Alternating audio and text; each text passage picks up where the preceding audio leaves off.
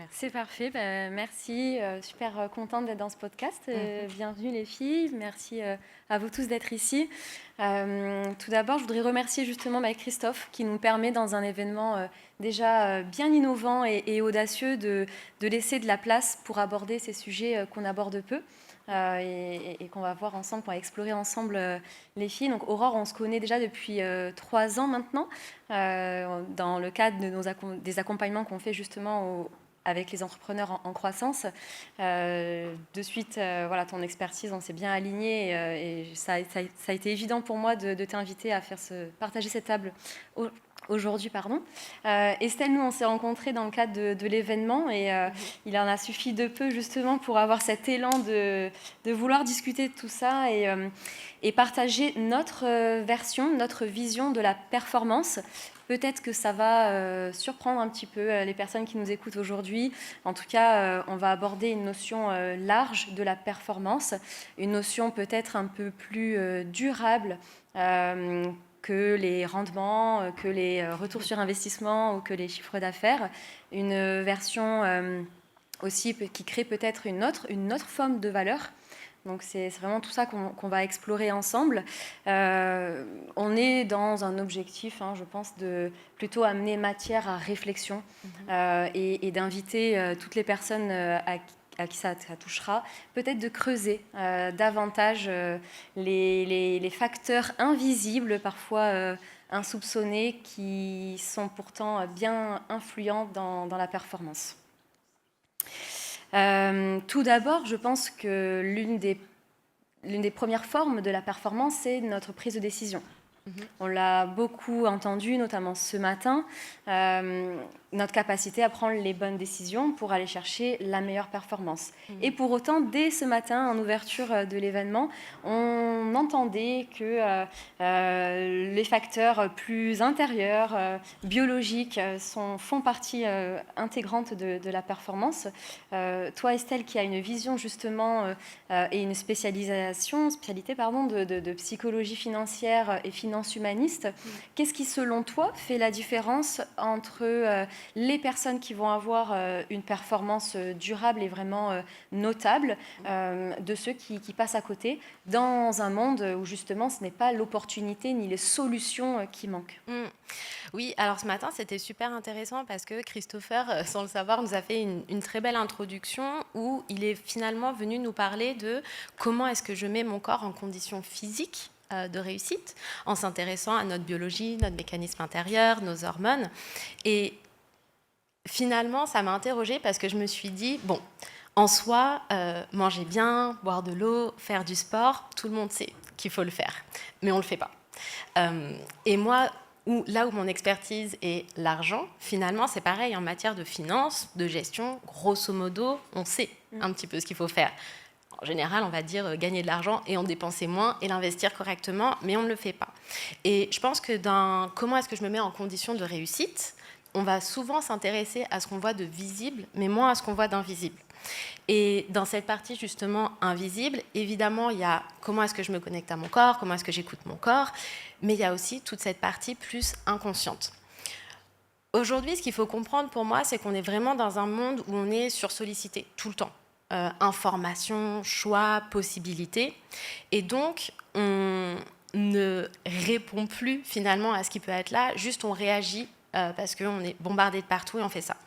Le problème de cette sursollicitation, finalement, c'est que ça dérégule notre système nerveux et on n'est plus à l'écoute de soi, on ne se pose plus des questions, on n'est plus en introspection pour savoir mais qu'est-ce qui est bon pour moi, qu'est-ce qui est juste, où est-ce que je vais y aller.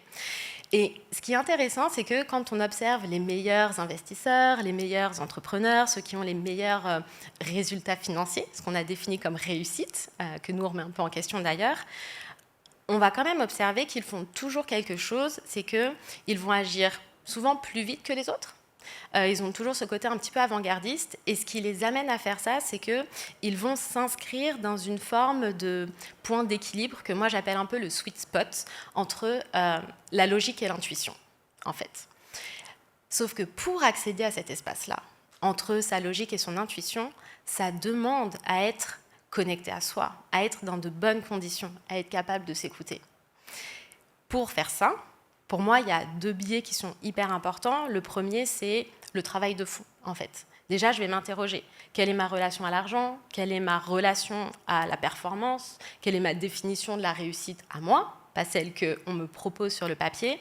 Et la deuxième, c'est, OK, pour écouter mon intuition, l'intuition, elle n'est pas mentale.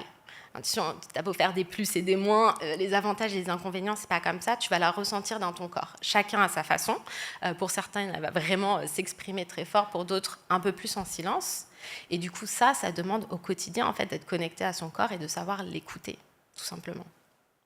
Mais c'est super intéressant et tu fais le lien justement entre quelle est la différence entre ceux aujourd'hui dans une journée où on rencontre plein d'opportunités, on a l'occasion d'aller discuter avec des partenaires, des sponsors qui sont juste au-dessus de nous et donc ceux qui vont y aller, qui vont avoir cet élan de vie, de passer à l'action, d'être en mouvement et de progresser, et puis ceux qui ne le font pas et finalement c'est que même si on ne s'en rend pas compte, il y a à l'intérieur des capteurs invisibles qui influencent nos décisions, j'y vais pas, je le fais pas. Donc d'être à l'écoute de ça et de se laisser cet espace-temps, de prendre du temps pour gagner du temps par la suite. Complètement, et le vide vraiment de faire du vide dans sa tête, du vide dans son corps, très bon pour la clarté mentale. Et donc ça me fait penser qu'on se rend compte que c'est pas l'information ni l'accès aux opportunités qu'on a en plus de manière vraiment démultipliée qui jouent. Et bien souvent, même si on est informé, qu'on est conseillé, etc., on va quand même en tout cas se confronter à des obstacles qui reviennent, on va répéter les mêmes erreurs et on ne comprend pas, alors qu'on fait peut-être comme le voisin, pourquoi avec nous ça ne fonctionne pas en termes de rendement, de performance, etc. Toi, Aurore, tu accompagnes très régulièrement au quotidien des entrepreneurs de haut niveau. Est-ce que tu vois certains qui justement répètent les mêmes erreurs sans comprendre d'où ça vient? Oui, tout à fait. Ce que je constate surtout auprès des dirigeants qui opèrent au haut niveau, où d'ailleurs la prise de décision peut soit coûter très cher, soit rapporter gros, c'est qu'ils ont conscience que tout se joue sur leur niveau de discernement. Ils ont conscience qu'on vit perpétuellement finalement dans un espèce de brouillard cognitif et qu'il est extrêmement important de faire de la clarté sur ce brouillard. Et aujourd'hui, en fait, ce qui vient brouiller un peu tout ça, notre discernement, il y a plusieurs choses, mais j'en ai retenu que 2 parce qu'on a un timing aussi. Il y a déjà la fatigue cognitive. On en parlait ce matin, tu en as parlé aussi il y a quelques instants. Cette fatigue cognitive, elle est là parce que déjà, on est extrêmement sollicité. Il n'y a qu'à regarder ce matin, j'étais dans le métro, tout le monde est sur son téléphone portable et j'étais justement en train de penser à ce que j'allais dire et je me disais, waouh, on n'a vraiment plus d'espace où le cerveau, on le laisse dans le vide un petit peu, on appelle ça de l'ennui d'ailleurs et c'est mal vu. On n'a plus ces espaces-là et c'est hyper important d'avoir ces espaces-là. Donc il y a cette sursollicitation permanente qui crée de la fatigue cognitive. Et après, Christophe en parlait ce matin, il y a aussi le manque de sommeil, le manque de récupération. Alors on dort de moins en moins, mais ce qu'on ne se rend pas compte aussi, c'est que quand on dort, on ne dort pas vraiment. C'est-à-dire que même si ton corps y dort, comme tu es en sollicitation et en fatigue cognitive, ton cerveau ne dort pas vraiment. Donc du coup, on récupère plus comme on voudrait. Donc on se lève le matin, on a déjà la jauge d'énergie qui n'a pas été rechargée. Et donc tous les matins, on en perd un petit peu. Donc on vit dans un brouillard total. Donc la fatigue cognitive, c'est la première chose. Je voulais dire aussi sur le sommeil, hyper important à savoir, c'est que, je disais, on dort de moins en moins. Il faut savoir quand même sur les chiffres qu'une seule nuit à 5 heures par nuit, c'est l'équivalent cognitivement d'un état d'ébriété à 0,5 g d'alcool dans le sang. Et c'est valable aussi si on fait 6 heures de sommeil sur 14 à 15 jours. Donc j'invite les gens qui nous regardent à se poser la question depuis combien de temps ils dorment à 6 heures de nuit ou moins. Et s'ils dorment un petit peu plus, c'est beaucoup mieux. Et après, il y a un deuxième facteur sur ce brouillard dont on parlait juste avant, et c'est ce discernement. C'est un petit peu plus profond, c'est un petit peu plus sous-jacent et on s'en rend moins compte. C'est tout ce qui est lié au schéma inconscient. Les schémas inconscients, c'est ce qui a été créé avant nos 7 ans. Et c'est hyper important parce que c'est dans une période dans laquelle on a notre plasticité cérébrale au maximum. Ça veut dire que tous les événements qu'on va vivre avant nos 7 ans vont s'inscrire, vont s'encoder à l'intérieur de nous comme des vérités absolues. Et c'est terrible parce que derrière, ça crée des schémas inconscients dans notre vie qui on crée des systèmes de défense par rapport à ce qu'on a vécu et qui fait que... Et donc des décisions. Et donc, ça influe sur nos décisions.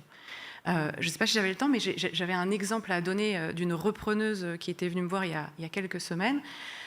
Cette repreneuse, elle a repris 2 entreprises en même temps. Déjà intéressant, pourquoi elle en a repris 2 en même temps et pas qu'une?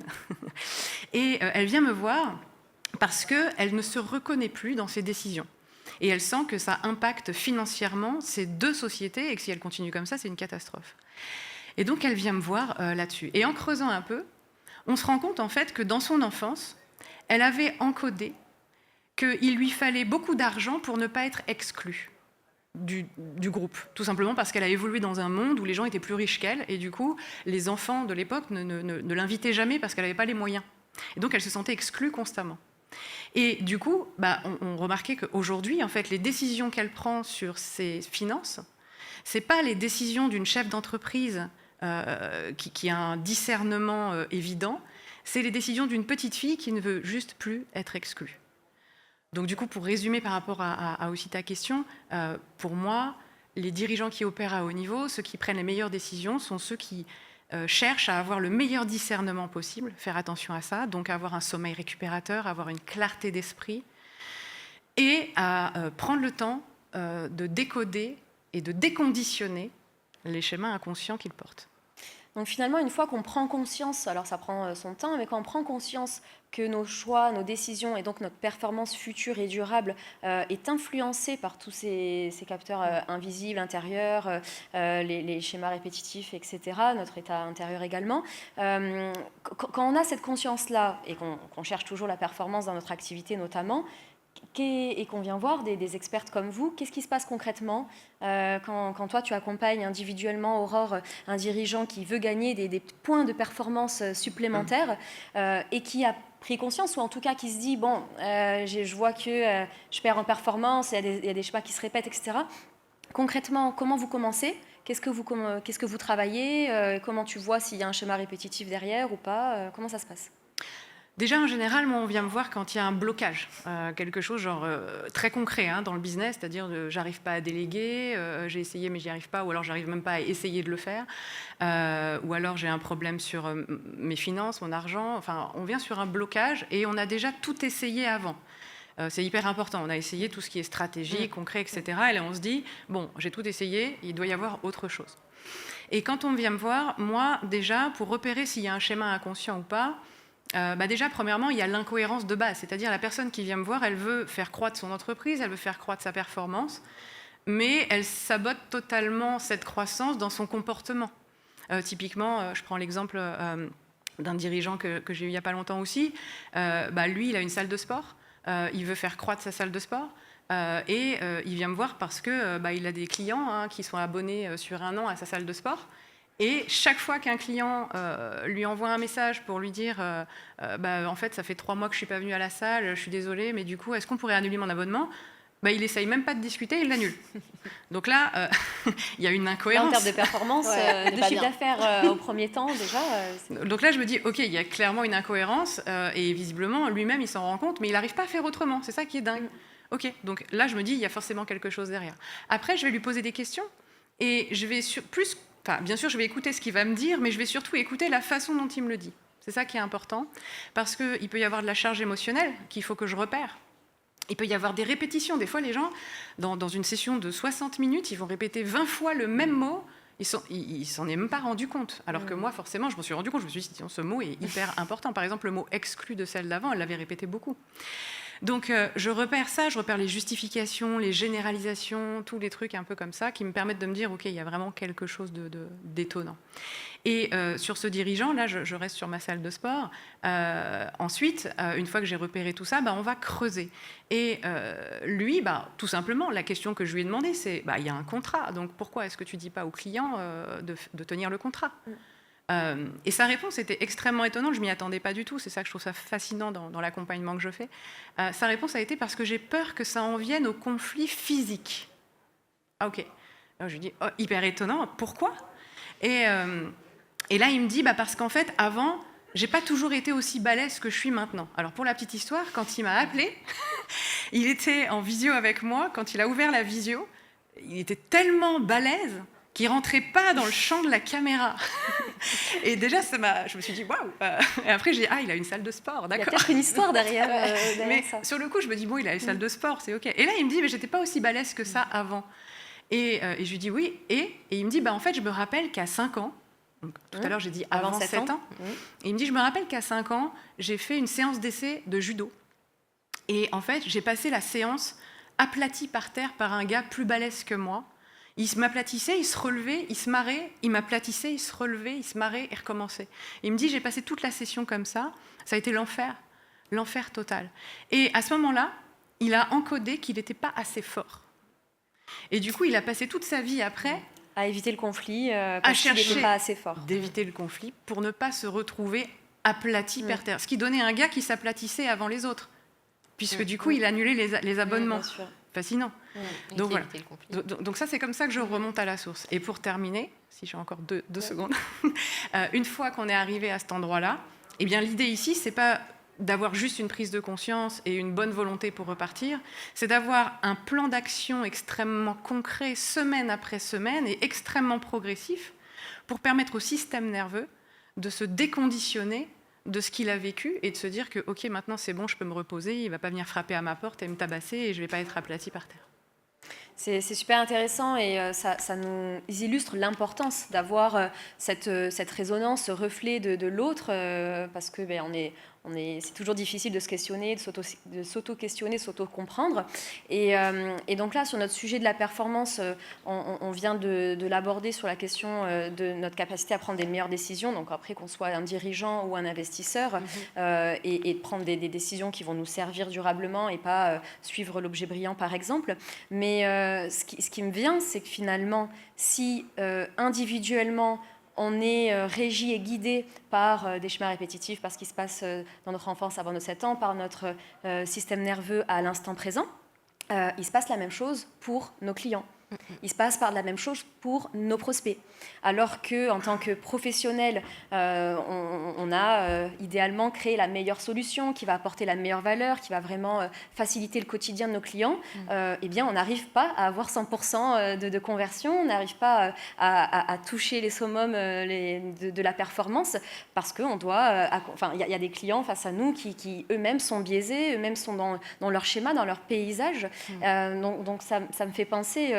Estelle, comment dans la relation client, les équipes peuvent accompagner, on disait toute la journée, comme maintenant que l'expertise est substituée pas mal par l'IA et qu'il nous reste ce lien humain, cet accompagnement, mais concrètement, comment les équipes, elles peuvent finalement influencer positivement la décision orientée du client qui va être de choisir leur solution pour améliorer leur quotidien. Oui, complètement. Si on reprend en plus notre sujet autour de la performance et de manière générale un peu aujourd'hui le sujet de l'argent et de la finance, déjà par tout ce qu'on vient de dire là maintenant, les équipes en interne doivent comprendre que leur propre rapport à la réussite, à la performance, à l'argent influence la manière dont ils vont accompagner leurs clients, dont ils vont guider leurs clients, dont ils vont servir leurs clients. Des exemples très concrets, par exemple, que probablement tout le monde a déjà vécu au moins une fois dans sa vie, c'est je vais à la banque voir mon banquier parce que j'ai reçu un petit peu d'argent et je voudrais en faire quelque chose. Et du coup, sans le savoir, ce conseiller bancaire, il va se mettre dans une posture de sachant, finalement, et il va prodiguer ses conseils. Donc voilà, tu as reçu tant d'argent, voici ce que tu dois faire, les placements, c'est ça, ça, ça. Et du coup, toi, en face...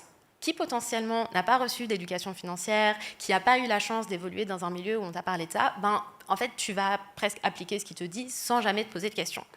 Et là où c'est hyper intéressant au niveau des équipes et quand on remet vraiment en perspective tout ça, c'est qu'aujourd'hui, à l'ère de l'IA, finalement, pour moi, l'expertise, quelque part, c'est ce que l'on ne va plus avoir besoin, puisque l'IA va le faire plus que nous, mieux que nous. Et là où c'est formidable, c'est que ça remet vraiment le vrai lien de personne, en fait, de personne à personne, et le rôle de, en fait, si je me sors de ma posture de sachant, si je me sors de ma posture d'expert, ce qu'il me reste à la fin, c'est la relation client. Et en fait, je me remets vraiment au cœur de comment est-ce que je vais accompagner mes clients concrètement. Et là, pour moi, c'est là où on rentre dans, du coup, le fameux concept de finance humaniste, qui peut se déployer dans les fonctions financières, comme moi je peux le faire, dans des équipes managériales, dans des équipes de vente, où il est temps d'apprendre la finance comportementale, il est temps d'apprendre à décoder assez rapidement quand je suis en contact avec mon client, comment est-ce que je détecte du confort, de l'inconfort dans son corps au moment où on est en train de parler de tarifs, où on est en train de parler des produits, comment est-ce que je m'intéresse à quels sont ses conditionnements, quelle est son histoire par rapport à l'argent, pour vraiment venir lui pas juste lever ses objections, comme on va dire en vente, mais lui amener de la montée en compétences. En fait, je pense qu'aujourd'hui, les gens ne viennent plus chercher des experts, ils viennent chercher un cadre sécurisant, ils viennent vraiment chercher une approche humaniste, ils viennent chercher de la montée en compétences, ils viennent chercher quelqu'un qui va être capable de leur donner la meilleure solution pour eux, tu vois, alignée à leurs valeurs, alignée à qui ils sont, alignée à qui ils ont vu. Donc pour moi, ça passe par la formation des équipes, en fait. Et comme on dit, au niveau des équipes et du marketing, il faut comprendre son client et lui faire miroiter quelle va être la transformation qu'il va vivre. Là maintenant, on est dans plus profond que ça. Bien sûr. Les équipes, toi tu les invites à comprendre la psychologie financière de leurs clients, à comprendre, Totalement. à savoir détecter eux-mêmes ce qui se passe dans leur corps pour mieux les accompagner. Exactement. Mais est-ce qu'eux-mêmes ont un travail à faire sur leur propre psychologie de l'argent? Parce que on entend par exemple dans les industries, ou en tout cas les métiers par exemple de la thérapie et de l'accompagnement, qu'il y a toujours une histoire personnelle qui a mené tel ou tel thérapeute à se spécialiser, à en faire déjà une découverte, puis un métier passion et une vraie professionnalisation. Parce que ça veut dire qu'à la base, on est venu soigner ou en tout cas progresser sur un point qui nous était personnel. Est-ce qu'on retrouve ça dans les professionnels de la finance, de l'immobilier ou de la gestion de patrimoine, mais en tout cas quand il y a ce rapport à l'argent, est-ce qu'on retrouve ça également? Alors moi, ce que j'ai vraiment observé sur le terrain, c'est qu'on ne fait pas de la finance par hasard, peu importe la manière dont on le fait. Déjà, on a un vrai appât pour le gain. On a un appât pour le gain, on a un appât pour l'argent, etc. Et on ne peut pas ne pas questionner ce rapport-là, déjà pour soi, pour savoir si on est au bon endroit, si on le fait pour de bonnes raisons. Si je reprends même l'exemple qu'on a eu avec la crise sanitaire, il y a beaucoup de personnes du secteur financier qui l'ont quitté parce qu'en fait, ce n'était pas le bon endroit pour eux. Et en fait, on va guérir. Et c'est là où, pour moi, c'est d'autant plus important de conscientiser justement ce rapport-là pour, encore une fois, ne pas influencer ses clients, mais aussi ses équipes, tu vois. Et tout ça, ça peut se faire, évidemment, dans un cadre où l'organisation doit aussi être ouverte à ça. Pour moi, ça veut dire que là, on parle de l'individu, on a parlé des équipes terrain, mais il faut aussi qu'au niveau de l'organisation, quelque part, il y ait un leadership, il y ait une stratégie qui s'inscrive, du coup, non pas juste dans la performance de maintenant, mais dans une performance durable, tu vois. Et je sais que toi, tu travailles avec les organisations, tu travailles au niveau du collectif, et du coup, je m'interroge un petit peu sur, à ton niveau, comment toi, tu arrives à créer ça? Comment est-ce qu'on crée concrètement, tu vois, une équipe en ce sens, une stratégie en ce sens? C'est vrai que voilà, la performance, comme on l'aborde, elle a plusieurs niveaux, individuels, collective au niveau des clients, de la relation client, mais aussi quand je suis dirigeant ou manager, je vais m'intéresser à la performance de mes équipes. Et de plus en plus, puisque ça ne se joue plus à l'expertise, bien que au préalable, essayer au maximum de recruter des talents et des personnes expertes, ça reste la base. Mais une fois que c'est fait, ce n'est plus suffisant. Et ce qui va permettre une performance réelle et durable, c'est, en tant que leader et homme influent dans l'environnement, c'est de rassembler les conditions de la performance. Et les conditions de la performance, ça va passer par je rassemble les conditions dans lesquelles l'humain a besoin pour donner le meilleur de lui-même. Et tout simplement, et encore une fois, ça a été dit ce matin, j'étais très surprise de ça, on vient toucher à des concepts universels de quoi a besoin l'humain pour donner le meilleur de lui-même. Et ça va se jouer sur les conditions de la confiance, de la responsabilité et de l'audace. Grossièrement, je vous propose d'aller dans le concret sur ces conditions-là. On parle beaucoup de confiance, mais concrètement, comment on se fait vivre la confiance? Comment on crée la confiance? Ce n'est pas que le fait ni de le vouloir, ni de l'écrire dans les valeurs de l'entreprise, c'est d'être responsable des conditions que je rassemble. Donc derrière le concept de confiance, il y a très rapidement le concept de sécurité, de comment je m'assure que mes collaborateurs, mes équipes soient en sécurité psychologique pour avoir confiance et qu'ils puissent vivre avec le projet. Et dans le fait de vivre, on va entendre surtout le fait de pouvoir s'exprimer librement, le fait de pouvoir prendre des initiatives librement sans avoir peur de mettre ma position en jeu, etc. Donc déjà décorréler le fait de rester dans la boîte et en poste avec les résultats, c'est déjà la base. Mais après, on rassemble des conditions de confiance. Donc ça peut passer, moi, ce que je fais quand on doit mettre ça et après façonner la culture d'entreprise et les pratiques managériales, concrètement, on va déjà poser un cadre de vie. On fait réunir tous les acteurs de l'entreprise et en partageant chacun une parole, qu'est-ce qui nous touche, qu'est-ce qui est important pour nous, on établit les conditions d'un cadre de vie dans lequel on peut tous vivre longtemps et ça va se jouer sur comment je me sens en sécurité. Là, on touche beaucoup à des conditions de communication, par exemple. On met un cadre précis où on dit stop aux tueurs de communication, pas d'ironie, personne qui ne peut être le centre des moqueries, on ne se coupe pas la parole, etc. Donc on identifie les conditions d'un cadre de vie sain. Ensuite, la confiance des équipes, notamment envers leur manager ou dirigeant, ça va être la capacité du leader lui-même à incarner son invisible, à incarner ce qui fait sens pour lui et d'avoir ce qu'on appelle de mener une parole personnelle à chaque moment stratégique. Ça peut être des réunions, ça peut être des moments phares dans l'année, et de savoir plonger en lui-même et donner ce sens-là, cet élan de vie qui va, si toi tu me parles de toi, si tu me parles de ce qui te touche, de tes valeurs, de pourquoi tu fais les choses, eh bien je vais avoir ce lien, je vais avoir cette proximité qui va se créer, et donc c'est un biais cognitif, je vais avoir cette confiance qui va se créer et après une envie de bien performer pour notre relation. Donc ça fait pas. Donc ça, les conditions de la confiance, les conditions de la transparence aussi. C'est très intéressant d'avoir une culture de la transparence et de donner les clés aux collaborateurs, de comprendre où en est l'entreprise dans sa robustesse et d'avoir confiance. Est-ce qu'on est solide, on a les reins solides, est-ce qu'on peut y aller, est-ce que je peux me projeter ou pas. Donc moi, je dirais que je conseille d'avoir vraiment une transparence sur les chiffres, sur où on en est dans la marge, la capacité d'investir, etc. Après, j'aimerais bien prendre le temps d'aborder les conditions de la responsabilité, par exemple. On sait que l'humain a besoin de se sentir libre et responsable, mais pour performer. Donc, en tant que leader, on est responsable des conditions qui créent la responsabilité. Et ça, par exemple, ça a passé par l'idée d'être, le fait d'être au clair avec sa vision en tant que leader, de la communiquer dans un contexte clair, mais après de proposer un cadre ouvert.